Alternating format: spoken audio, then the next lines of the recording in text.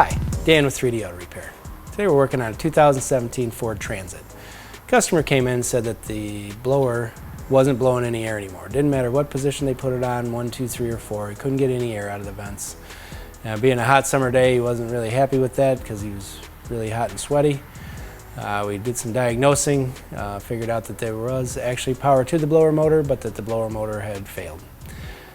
We went ahead and took it all apart. As you can see from the pictures, in this particular vehicle it's a little bit more difficult than the average one because they put the blower motor in sideways under the dash, so it actually takes two people to get the new blower motor back in based on the position in the vehicle.